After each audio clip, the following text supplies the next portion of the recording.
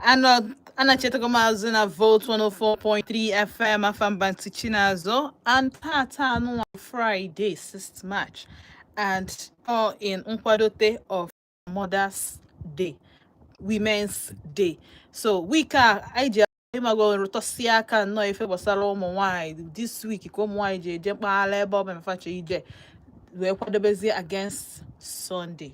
All right, so nasi ndị mothers, nasi ndị women, ụmụ nwanyị ibe m daalụ nọ, congratulations. So happy Women's Week or happy Women's Day in advance, maka na ama m na mụ na ama nọnyere ebe a on Sunday, so ka m wish you ahead. Mana tata nụ ejiro m ogologo akụkọ wee bịa, but before I gaa n'iru, egwu akpọchapụ ọnụ bụ ife nkili by Ugochi, and Ugochi taa birthday ya, so nyawa ga-abụ our woman of the day. Yotago in nkwadobe for Women's Day, but on Sunday, Odabal on Sunday. Good a thing, not Odabal on Sunday, good a thing. At least that day we did that celebrated. That day, I did church. That day, I Thanksgiving. No more, I Kenyachuku na church. So tata wee bụrụkwanụ birthday Ugochi. Now, a lot of us man Ugochi bụ onye Enugu, ọbịa or onye Enugu ka ọ bụ, and since m ji wee mebe ihe n'ọba afịa kpọba egwu ya, nụnụbe m any kind of scandal ebe afa that girl nọ. Nụnụbe m Ejima na Nwoke, anụnụbe ekwunu m Ejima na mmadụ, nke nji anụ Ejima na ndị befa, anụnụbe m na o ju emekwe nta mee imo, mana onye a nọ in the public space. Onye a nọ in the public space. Ọ nọ ebe temptation dị. Ọ nọ ebe a lot of people ga-abụ ha ruo ha echezọ their morals just ka ha wee nwee ike push nwee egwu fa to the next level. Ana m afịa as onye ma nwee passion for igwu egwu, but all the ready to take it gradually. What I like, obu na egwu ya, I don't sure no win go any Grammy. I'm sorry, any award, not even Grammy, any award. Man, the upcoming one, man, the come and arrived and go. I don't know no win. But is not even bothered that well. Na he may feko je mefo okay. Just go we sorun ndị ọzọ we sorun ife a na-eme. Ka we belong go. Nwa mmadụ na-abụ na ọlụ onwe ya n'ime room ya. Ọkonya o deche egwu like this ọ kpọọla anyị ya. Anyị nwabụkwanụ ndị Igbo bụ ụmụ nwanne ya ghọta ya. Anyị follow ya, anyị stream egwu ya, anyị weta ya na radio ya akpọọ ya. As nwa agbọghọbịa bụ na ọ nọ ebe anya ofu dị too much, the desire ime more dị. Ifu that na out of discipline o jikọrọ onwe ya, ka at least as of today ọ mmadụ ka ọ bụ o nwee ike ịdafe n'ụzọ, but as of today nke tata anụ a nke nna afụ anya nke mma nke njugolo ese ọ bụrụ onye ọ dị ọsịsọ. A lot of us ọ dị anyị ọsịsọ. A lot of us ọ dị anyị ọsịsọ. For example, onye nke ejide last week maka hair, Ugochi ya na-eme ife hair, afụnube m expensive hair n'ishi, ọ gafekwa n'elu ponytail, ọ gafekwa n'alụ ponytail, ọ gafekwa n'alụ anything hair, hafụ maka ọkpụkpa, anyị ma na ọkpụkpa ọ just respect onwe ya na-akpaso isi. Akwaghị ihe ego one a na-spend na hair, akwaghị ihe ụmụ nwanyị are willing to do just to wear hair. Ị ga-shock. So a lot of people bụ ndị na-amarọ onye ha kwesịrị inejele anya, ha marọ onye ndị ha ga-eme role model, ha marọ. Enwere a lot of people ji side board wee mere role model ụmụ nwanyị, na-aghọta na-wonder na-asị kedu ife onye a ga-amụziri ha. This side board bụ just nọ na ọ bụkwa onye social media, ọ dị akụkwa egwu, ọ dị act kwa film, but ịnụgoro ihe si ya n'ọnụ na-apụta, ị ga-ama na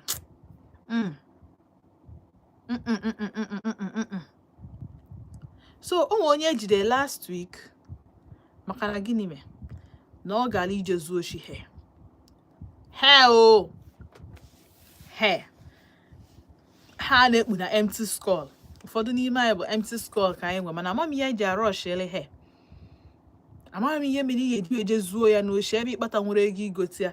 What made you think na deserve iye ebe mana inwe ego na onwe gị ịkpatabe enough money ị ga-eji wee go that hair by yourself, nwee confidence ị na anya sị na ọmụgo ya.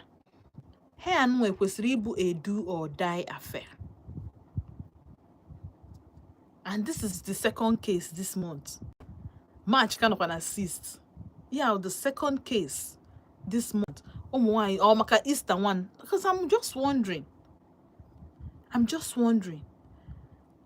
So, ihe ọbụla anyị na-eme as nwanyị, anyị kwesịrị uche anyị kwesịrị ịdị ya, because ihe niile na-aba na social media, ihe niile na-aba na akwụkwọ. Onye nke aje ijezu hair na onye si ya kịta na aya ejidi oyi ekwete. Ọ bụ na ọ ma na aya ejidi ọma nje oshi ahụ. Kịta ọbago na social media. So, ọ bụgodu na by because ọ nwoke ya anụ ya, ma ọ bụ na ọ nụbe di by error or by mistake or by virtue, mmadụ type what the girl that stole a hair. Akwa ndị niile gbarụ n'iru akwụkwọ apụta ọkwa ya ajezie na-achọ otu aka eshiwe edo ụmụ ya, mbọsị ụmụ ya ga-ede mebi na ha anụgoro ụmụ na mmafa zuru oshi ha eje ha si oke ka ha jeje cheki na social media ejefu ke how would your children feel? Kedu ife feed na ụmụaka ga-efeed? Kedu ka isi weche na oge esi wee defa? Maka na o nwere some certain things ọ ga-awa anyị na-eme like this ike na-agwụ m na wonder nas ndị anụwa na-ekwukwa okwu future. He feed he nwekwa plans for the future, because he nwere plans for the future. Man jeje mee ihe ọ ga-abịa ime inanya in the next 5 years more 10 years you get it, because if we see change ihe anyị we see change in the next 5 or 10 years ke ka ọ ya dem. So ka Ugochi bụrụ gịnị our point of contact today in terms of role models. So the role models ị kwesịrị ị na-enejele anya. Ịghọtago? Ka Ugochi bụrụ one of those people ị ga-enejele anya, because I'm telling you, her behavior, her character, omume is worthy of emulation. Ịghọtago? Character ya dị worthy of emulation. Ihe njiwe na-ekwu ya o maka ndị bụ na anyị nọ na the week of gịnị ụmụ nwanyị. Iro ije Google ya jee chekie ya, jee chekie ife bụ role model, jee chekie ife bụ role model. Ịghọtago? Ije chekie ghọta mara onye ị chọrọ iso, mara ụzọ onye ị chọrọ iso. So for dash for free nchọ igwu unu full name Ugochi. Full name ya bụ Favour Ugochi Anosike. Favour Ugochi Anosike. And that birthday, so happy birthday to her and every other person they celebrate, because I admire her so much. I just no long way na Lagos na-emelu na-ewelu ndụ nwayọ as it comes. Ma ndụ ogologo ndị ya dị elia na-ewelu nnọọ ịmago na ife ya small obere, unlike ndị bụ na efu amara m ndị na-surprise gị, amara m na your friends, amara m na your colleagues ga-eme mmadụ ọba na shop jezuo hair. I go see that you cannot make it in life. You cannot make it in this life, my brother, my sister. So, kucha anyị dia. Meanwhile, if Ejima ka we bịa tata abụrụ ife ọzọ na abụrụ maka ụmụ ejima.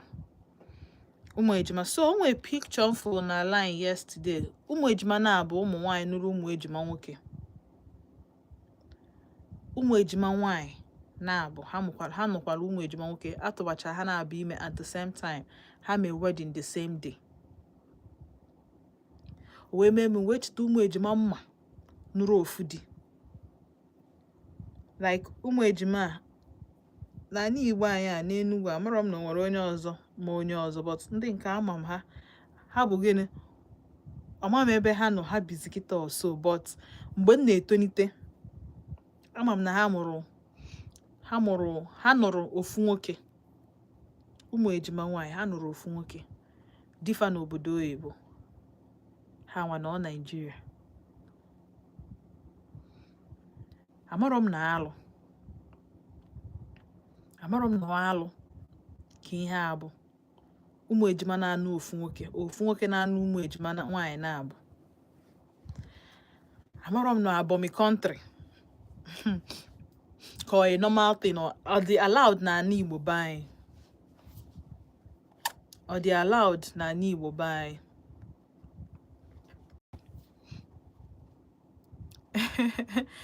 Kachi the poet ka onye ebe ịbụ ka mmala onye ebe ịbụ ka nghọta ihe ị na-ekwu na nsogbu dị.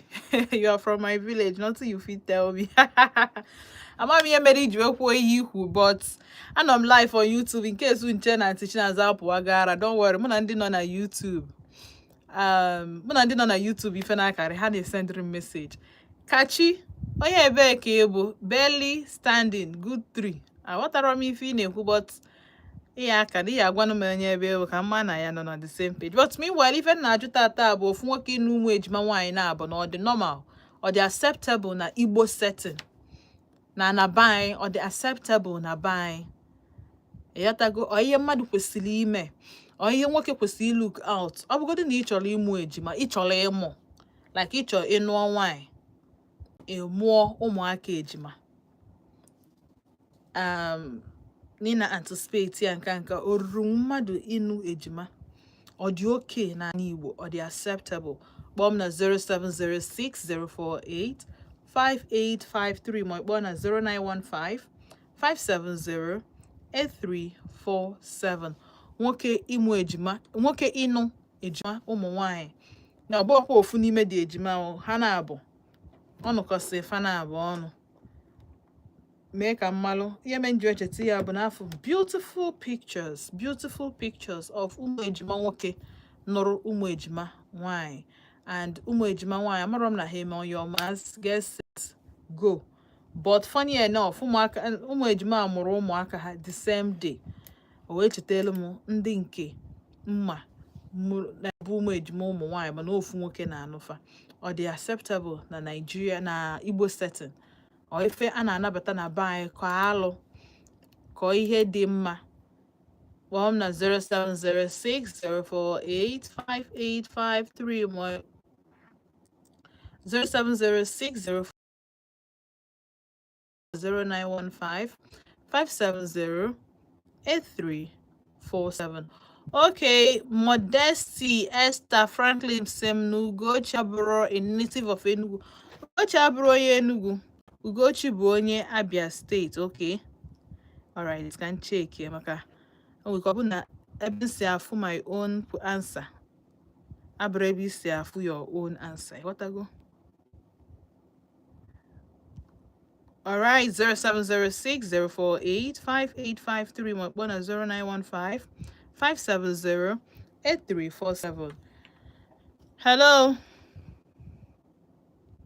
Hello. Kime.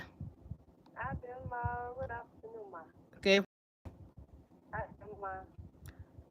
Okwu nke mmelu. Ma? Okay, asị m ka ndị Sean onu gị ka nke ịgbachiri m nkịtị ka ịbụ onye ọfọ. Ị mara na ịkpọ m ịgwa m afa gị na ebe isi akpọ m. Okay, afa m bụ Ifebuche Julius Enugu akpọ. Ifebuche? Yes, ma.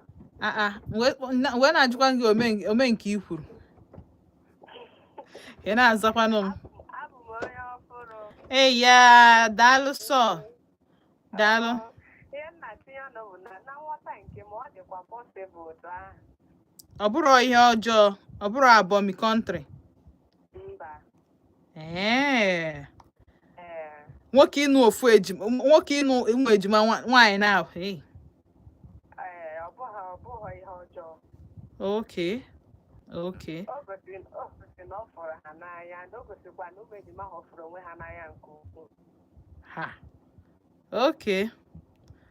Nsogbu adịrọ. Daalụ sọ. All right, 07060485853 ma kpọọ na 09155708347. Hello. Keke ime. Adịkwa m oyi. Ka afọ gị na-ebe isi akpọ m. Kedu afọ gị na-ebe isi akpọ m? Ọgwụ Bile from Artisan, no. No. Okay, biko ụbọchị ọzọ ị chọrọ ịkpọ m gbatịnata redio gị ihe nji ka anụgodo ihe ị na-ekwu bụ na ị ga straight to the point ịgwakwa odemkpa gị. So biko onye chọrọ ịkpọ m gbatịnata redio gị. So Ugochi bụ onye Abia State. Okay, thank you for the correction, Modesty Esther Franklin. Hello.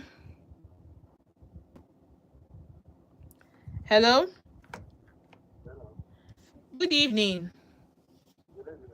Kekime. Ka afọ gị na-ebe isi akpọ m? Ọnụkwube from Akpa Ugo. O tekwa ihe izi na-akpọ m mba. Izi na-akpọ m.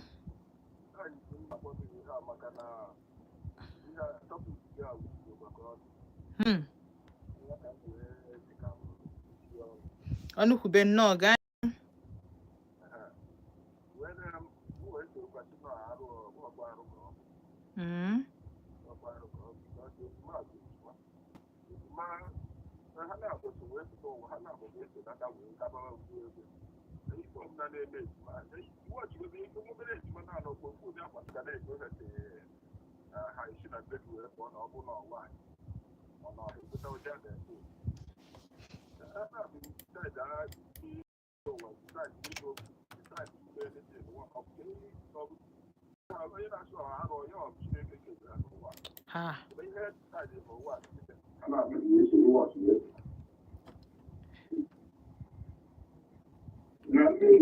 Nna anụ ị na-ekwu.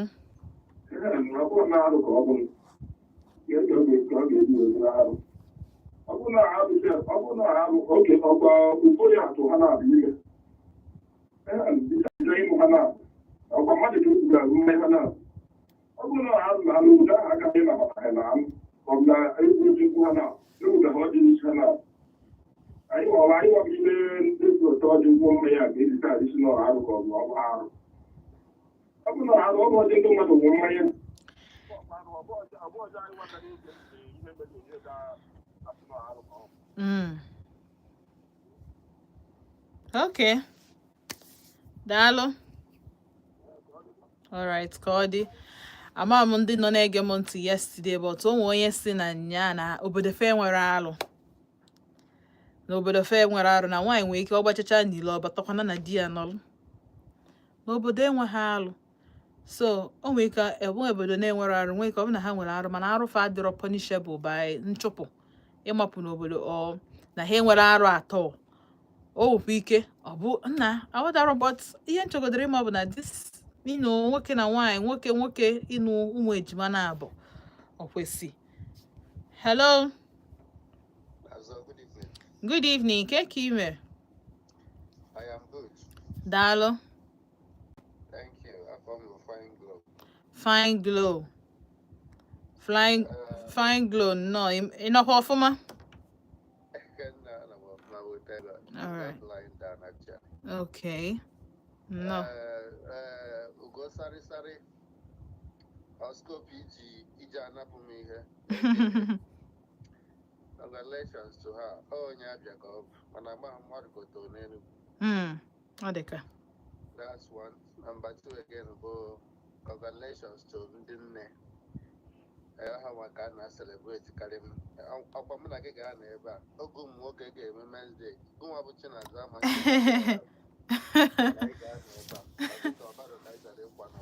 na wow. Mana udo ọbụrụ ọgụ maka ọbụrụ taa ka obido o tego ijigoro nwoke kee mgbe ị ga-edoke ihe ị ga-eme nsị gị na ya nwee ego ego ụmụ ya mụta ọma ncheta m ya. So ọbụrụ onye nwa bidoro ya including me, mana Chineke ga na-eme anyị ga na-aga. So happy ụka nne to ndị nne na mgbe m sokwa aga ọmụmụ ihe nwa. Now coming to ihe ikwu about nwoke ịnụ nwaanyị na-abụ maka na ihe ọ bụla ya nwoke nwere right ịnụ nwaanyị na-abụ n'ala Igbo ọ bụrụ alụ. Nwoke na-anụ ụmụnne na-abụ ọ bụrụ alụ. Ịghọtago na village m onye tolugolo up to 90 years kịta nụrụ ụmụnne na-abụ ofu ka ọ nụrụ ara nke aha mụọ nwa ara adịrọ m ya maka nsị ka ọlụ m maka na even ma ndị anụnwa ha nụrụ mụchakwara m amụ ara adịrọ m ya ga-ebe ine ya ọmụgwọ nwa ya younger sister bụ ine ya ọmụgwọ another man to a boy. I would say we got book where look until now, both of them are wife to this same man. Hania talk from my community. What don't you say about the so I put all the phone can now. I have so I believe Ejima, so I will not tell you knowing. I put all so far anybody concerned. Not only somehow. Mobile I am going to show you. There was. Dalo so. All right. Manaya ka iji n'uche onye adị njọ, uche onye adị njọ, because like this now, Igbo anyị na onye bụ the problem. Anyị achọghị, anyị kwesịghị diversify. Ịghọtago, anyị kwesịghị anaghị diversify omenani. Kwesịghị ịkụkọ ọnụ because na anyị bụ ofu. Hello. Good evening.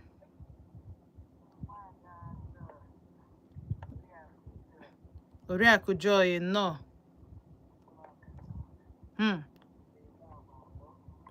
No.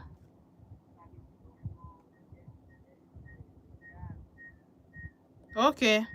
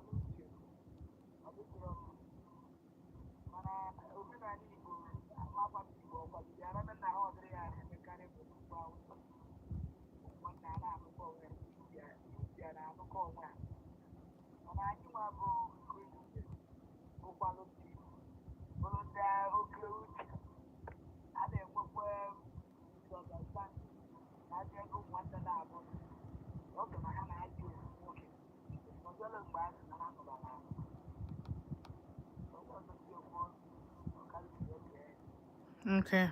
Dalo so 0706-048-5853 0915-570-8347. Hello. Ka imezi gị ji wee dị naanị. Ị nọ n'okpuru bed, ị nọ n'okpuru akwa. Ka ọ n'okpuru akwa. Manageable yo. Ọ dị ka izufutego isi gị nwa obere. Yes, ana m anụ ya. Gaa n'iru. I wish you the same.